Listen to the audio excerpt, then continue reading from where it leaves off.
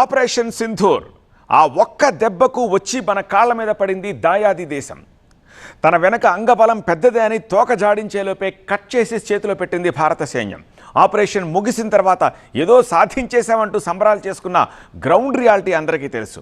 అయితే ఈ ఆపరేషన్పై deputy chief of army staff సంచలన ప్రకటన చేశారు.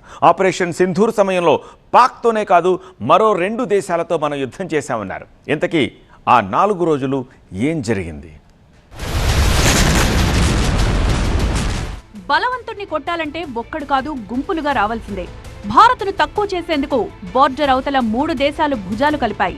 మన మీదకొచ్చేందుకు తోక జాడించాయి. ఈ విషయాన్ని స్వయంగా deputy chief of army staff ప్రకటించారు. పాకిస్తాన్ చైనా బంధంపై ఆయన కీలక వ్యాఖ్యలు చేశారు. పాకిస్తాన్ కు చెందిన 81% మిలిటరీ హార్డ్వేర్ డ్రాగన్ కు చెందిందే అని వెల్లడించారు. అలాగే తన సైనిక సామర్థ్యాన్ని పరీక్షించుకోవడానికి పాక్ ను చైనా ఒక ల్యాబ్లా ఉపయోగించుకుంటోంది. ఇటీవల పెహల్గాం ఉగ్రదాడితో భారత్ పాక్ మధ్య పెరిగిన ఉద్రిక్తతలు, ఆపరేషన్ సింధూర్ సమయంలో నెలకొన్న పరిణామాలపై deputy chief of army staff lieutenant general Rahul R Singh మాట్లాడారు. సాంకేతికత, నిఘా ఆధారంగా చాలా డేటా సేకరించింది ఆర్మీ. దాని ద్వారా ఆపరేషన్ కు ప్లాన్ చేశామన్నారు రాహుల్ సింగ్. మొత్తం 21 లక్ష్యాలను గుర్తించారు. వాటిలో 9ంటిని టార్గెట్ చేయడం సరైందని భావించినట్లు చెప్పారు. చివరి నిమిషంలో ఈ నిర్ణయం తీసుకున్నారు అధికారులు. అయితే మన సరిహద్దుల్లో 2 శత్రువులున్నారు. వాస్తవంగా చెప్పాలంటే 3ఉన్నారని. ఇందులో పాకిస్తాన్ మొదటిదన్నారు. దానికి చైనా నుంచి అన్ని రకాల సాయం అందుతోంది. పాక్ కు చెందిన 81% మిలిటరీ హార్డ్వేర్ చైనా నుంచి అందిందే. తన మిలిటరీ సాంకేతికతను పరీక్షించుకోవడానికి పాక్ ను ల్యాబ్లా ఉపయోగించుకుంటోంది. తుర్కియా నుంచి కూడా దాయాదికి మద్దతందింది. As far as Operation Sindoor is concerned, firstly, one border, 2 adversaries.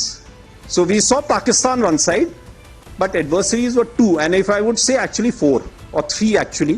So Pakistan was the front face. We had China providing all possible support, and it's no surprise because if you were to look at statistics, in the last 5 years, 81% of the military hardware that Pakistan is getting is all Chinese, 81% of that.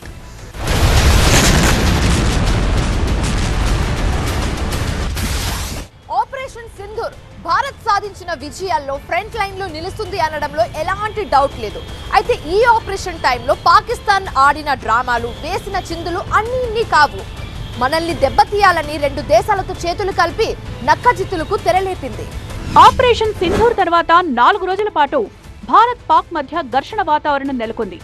ఆ సమయంలో DGMO, director general of military operations స్థాయి చర్చలు జరుగుతున్నప్పుడు భారత్ దాడికి అనుసరిస్తోన్న పద్ధతులు, ఎత్తుగడల సమాచారం ఎప్పటికప్పుడు Beijing నుంచి ఇస్లామాబాద్ కు చేరిందన్నారు Rahul R Singh. Stockholm international peace research institute SIPRI గణాంకాల ప్రకారం 2015 నుంచి $8.2 బిలియన్ల విలువైన ఆయుధాలను చైనా పాక్ కు విక్రయించింది. 2020 నుంచి 24 మధ్య ప్రపంచంలో చైనా 4వ అతిపెద్ద వెపన్ ఎక్స్పోర్టర్ గా నిలిచింది. అందులో 63% ఎగుమతులు పాక్కే చేరాయి. ఇవన్నీ దాయాదిని డ్రాగన్ కు అతిపెద్ద క్లయింట్ గా మార్చాయి. 2025లో US defence intelligence agency DIA ఇచ్చిన నివేదిక ప్రకారం భారతదేశం చైనాను తన ప్రధాన శత్రువుగా భావిస్తోంది. అదే సమయంలో పాక్ ను ఎదుర్కోవాల్సిన ఒక భద్రతా సమస్యగా పరిగణిస్తోందని చెప్పింది. 3 రోజుల పాటు జరిగిన ఆపరేషన్ సింధూర్ లో భారత్ 2 లక్ష్యాలను నెరవేర్చుకుంది. ఒకటి, పాక్ లో ఉన్న ఉగ్రమూకలను దెబ్బతీయడం. రెండోది, పాక్ సహకరిస్తోన్న చైనా మేడ్ వెపన్స్, వారి ఎయిర్ డిఫెన్స్ సిస్టమ్ ను చిత్తు చేయడం. ఈ 2 ఆపరేషన్స్ ను భారత్ సక్సెస్ఫుల్ గా కంప్లీట్ చేసింది.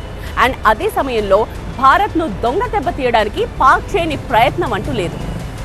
ఇక ఏప్రిల్లో జమ్మూ కాశ్మీర్లోని పహల్గాం ఉగ్రదాడిలో 26 మంది ప్రాణాలు కోల్పోయిన సంగతి తెలిసిందే. దాంతో తీవ్ర ఆగ్రహానికి గురైన భారత్ ఆపరేషన్ సింధూర్ తో పాక్ POKలోని 9 ఉగ్ర స్థావరాలను టార్గెట్ చేసి ఉగ్రమూకలను మట్టుబెట్టింది. అది జీర్ణించుకోలేని పాక్ దాడులకు తెగబడింది. వాటికి భారత్ తగిన సమాధానం ఇవ్వడంతో కాల్పుల విరమణ కోసం పొరుగుదేశం కాళ్లబేరానికొచ్చింది. చైనా నుంచి పాక్ సమీకరించిన HQ-9, LY-80 వ్యవస్థలు, వాటి రాడార్లు సింధూర్ సమయంలో భారత్ ప్రయోగించిన ఒక క్షిపణిని ఆపలేకపోయాయి.